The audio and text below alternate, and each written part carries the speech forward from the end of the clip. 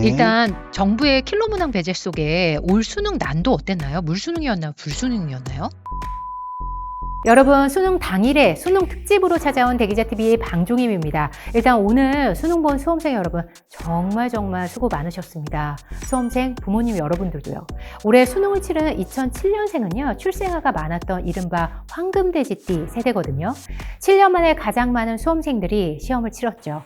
많은 수험생 여러분들께 조금이나마 도움드리고 싶어서요. 발빠르게 수능 분석 방송, 수능 출제 경향성 알려드리는 특집 마련했으니까요. 영상으로 도움받으시면 좋겠습니다.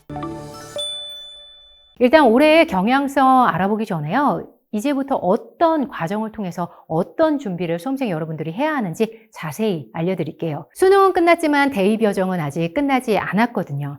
수험생들은 수시 논술고사, 면접, 실기 등 남은 대학별고사를 철저히 준비해야 합니다. 그리고 정시 모집 전략도 미리 염두에 두고 세워야 하죠.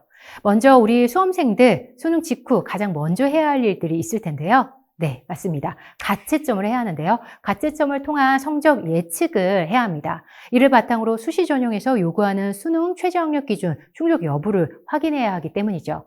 충족 가능성이 명확하다면 그 결과에 따라서 대학별고사 응시 여부를 결정하면 되는데요. 하지만 예상 등급컷과 한두 문제 차이로 아슬아슬하다 이럴 경우에는요. 가채점 결과와 실제점 결과가 다를 수 있음을 염두에 두고 응시하는 것이 바람직합니다. 혹여라도 수능 최저학력 기준을 충족하지 못해서 최종 합격이 어렵다 이렇게 생각되더라도요. 저는 되도록이면 보는 것을 추천드려요. 안 보는 것보다 보는 것이 나중에 후회를 더 줄일 수 있는 방법이라고 생각하거든요. 경험도 중요하고요. 또한 정시에서 지원할 수 있는 대학을 대략적으로 파악하는 것도 대학별고사 응시 여부를 결정하는 데 중요한 기준이 되기도 하죠. 수시에 합격하면 정시 지원이 불가능하잖아요. 그것을 염두에 두고 수능 성적이 예상보다 높게 나왔다. 그렇다면 굳이 수시 대학별고사에 응시할 필요가 없겠죠. 정시 지원을 위한 전략도 함께 말씀드릴게요. 정시 모집에는 단순히 수능 성적표에 나와 있는 표준 점수 합산이나 100분위 평균으로 학생들을 선발하지 않습니다. 대학에 따라서 표준 점수를 활용하기도 하고요. 100분위 혹은 등급을 활용하는 대학도 있기 때문인데요. 같은 대학 내에서도요. 계열이나 학과에 따라서 수능 영역별 점수에 가중치를 더 많이 주기도 하고 덜 주기도 하면서 서로 다른 가중치를 두기도 하죠. 따라서 대학 입학처 홈페이지에 있는 그런 내용들, 올해 정시 요강을 비교 분석해가면서 본인의 수능 성적이 가장 효과적으로 활용할 수 있는 대학이 어디인지 미리 확인해 볼 필요가 있습니다. 또한 수험생 여러분들의 성적뿐만 아니라 다른 수험생들의 지원 전략도 같이 파악하는 것도 중요한데요. 올해 대입은 여러 가지 특징이 있었죠. 첫 번째, 수능 응시자가 크게 증가했습니다. 두 번째, 의대 증원 취소됐죠. 그래서 의대가 동결됐습니다. 세 번째, 사탐론, 문제의 사탐론이 확대됐죠. 네 번째, 대학별 전형 방법들이 변화가 있었습니다. 여러 요인들이 복합적으로 작용하고 있거든요. 이 부분을 염두에 두시고요. 과거 입시 결과를 바탕으로 계획을 세우되 온라인 모의 지원 및 합격 예측 서비스를 활용하실 때는요. 희망대학의 경쟁률이나 학생들의 지원 패턴도 두루 고민해 보시고 예상해 보시면서 변수가 있을 수 있다는 거 감안하시고 지원 전략을 짜시면 좋겠습니다. 그럼 올해 수능 어떻게 출제됐고 난이도는 어땠는지 김병진 이투스 교육평가 연구 소장님과 함께 다뤄볼게요. 네. 일단 정부의 킬러 문항 배제 속에 올 수능 난도 어땠나요? 물수능이었나요? 불수능이었나요? 근데 뭐 불이라고 얘기하기까지는 뭐 좀 음.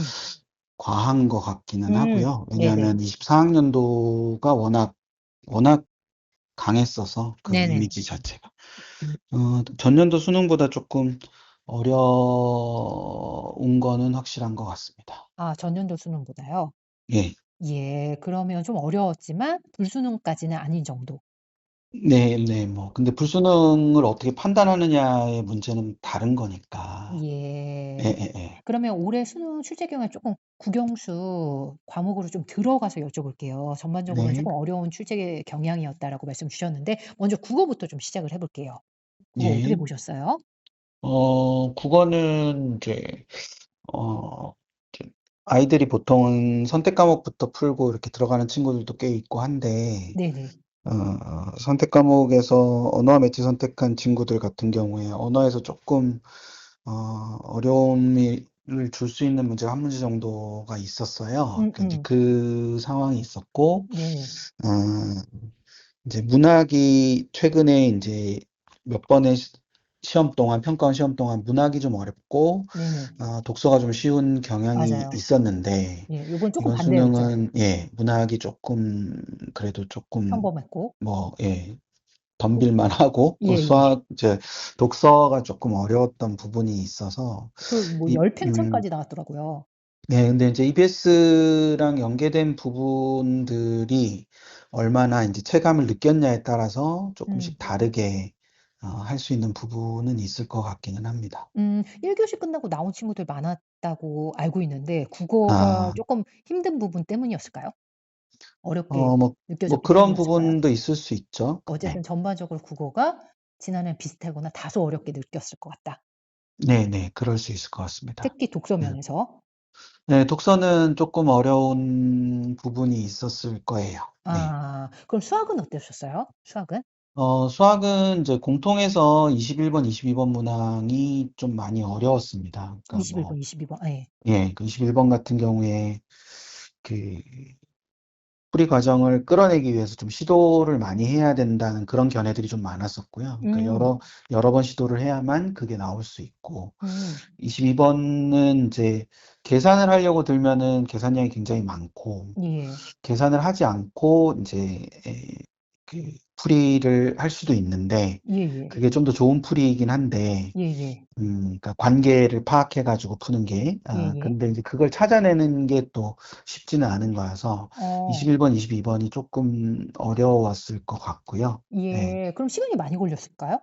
이 예, 그 부분에서? 부분에서 21번, 22번에서 이제 소요되는 시간이 좀 많이 있었을 거라고 생각이 됩니다. 그러니까 어, 아무래도 이제 수학은, 어, 이제 학생들이 시험을 볼 때 잘 생각해야 되는 게 이제 자기가 풀 수 있는 문제와 풀 수 없는 문제를 좀 나누는 게 되게 음, 음. 중요하거든요. 네네, 그러니까 풀 수 있는 문제를 중심으로 먼저 풀고 시간을 좀 남겨서 이제 풀기 어려운 문제들을 푸는 그런 형태가 돼야 되는데 네네. 이제 그거를 붙잡고 있으면은 이제 한도 끝도 맞아요. 없이 시간이 가는 거죠. 이제 그 네. 부분에서 그런 경향을 가졌던 친구들한테는 되게 어려운 시험이었을 수 있고요. 그러니까 어, 그러니까 자기가 풀 수 있는 문제, 풀 수 없는 문제 나눠가지고 이제 풀 수 있는 문제만 이렇게 풀 수 없는 문제를 착착 제끼면서 넘어갔던 친구들한테는 네. 그럭저럭 좀 이제 견딜만 했는데 음, 이제 이거 조금만 풀릴 것 같은, 조금만 풀릴 것 같은데, 이렇게 하면서 문제를 푼 친구들한테 있어서는, 음.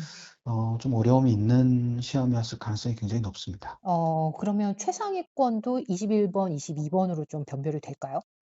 네, 충분히 그럴 수 있을 것 같습니다. 네. 불수능 얘기를 자꾸 하는데, 이제 예, 예. 불수능은 변별력을 넘어서서 이제 너무 어려운 문제들이 나오는 형태잖아요. 그러니까 이제 네네. 그런 형태인데, 변별력을 좀 갖추는 데는 어느 정도의 의미가 있는 그런 어, 시험이었던 것 같습니다. 전반적으로요. 과목별로 네, 살펴봤었을 때. 그리고 네, 영어가 남았습니다.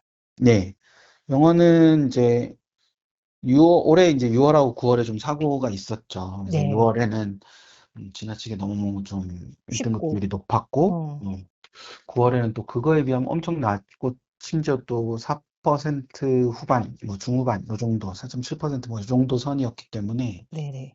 수능이 어떨까 되게 관심이 많았는데, 음, 지금 보이는 걸로 봐서는, 어쩌면 4% 언저리가 나올 수도 있는, 음, 근데 이제 이거는 좀 조심스럽긴 하지만, 예, 예, 그러니까 결코 이제 쉽지만은 않았다. 그래서 예, 작년에 6%대였기 때문에 예. 작년 수능이 그거보다는 좀 낮게 나올 가능성이 많아 보이긴 합니다. 이게 어떤 면에서 변별력이 확보됐을까요?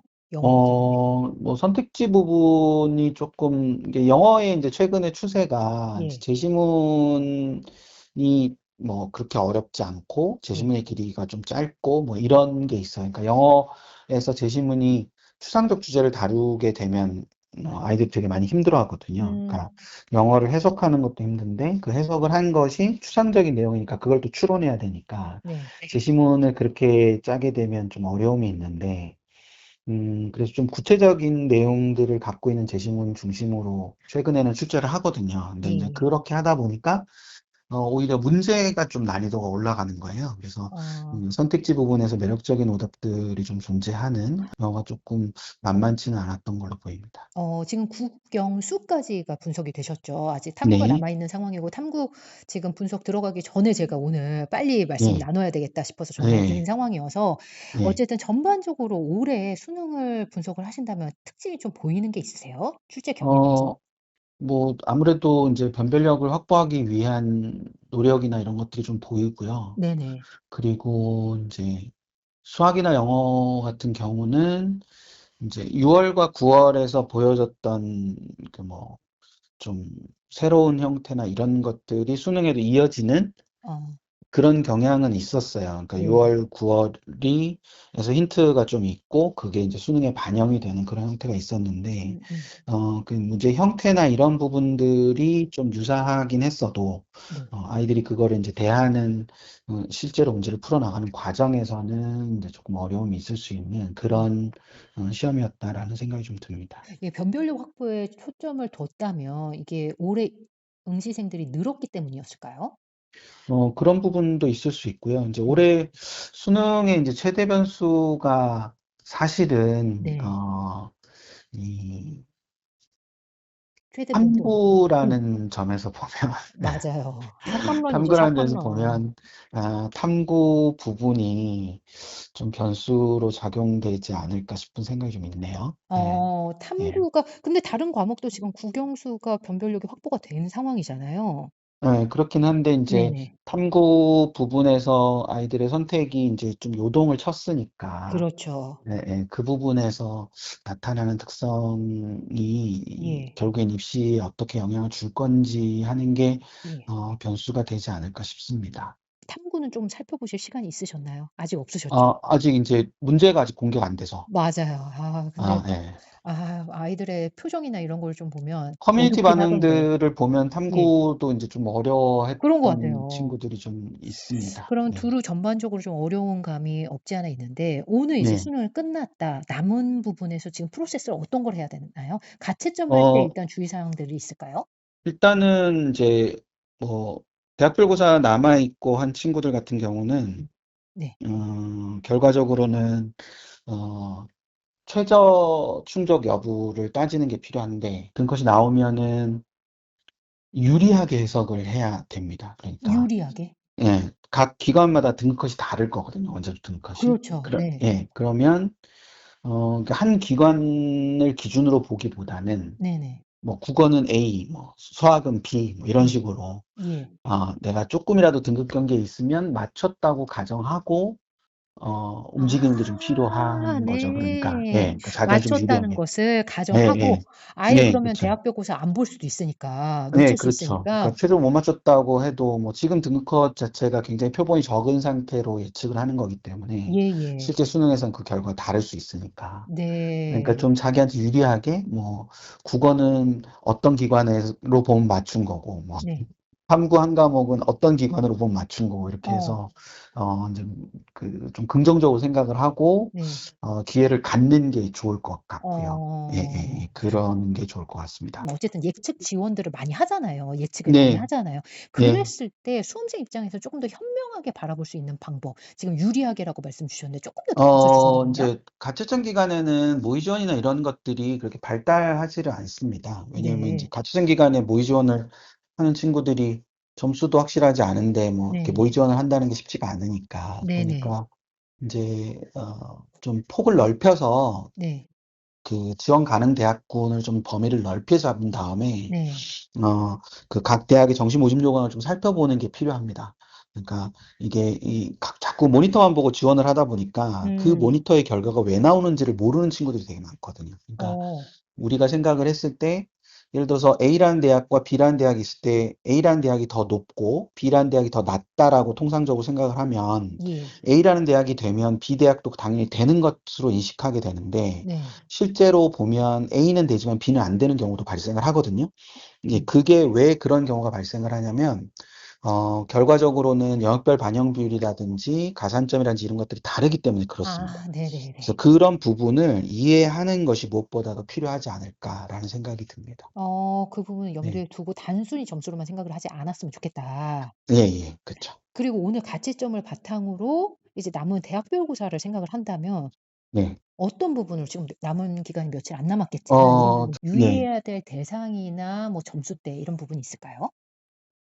일단은 뭐, 지난 결과들을 참고할 때 올해와 음. 상황이 좀 다르다는 점을 음. 주의 깊게 생각을 하는 게 좀 필요하겠죠. 그래서 그 네. 부분이 좀 필요할 것 같고, 네. 그리고 나중에 이제 성적 결과가 나오고 나면 네.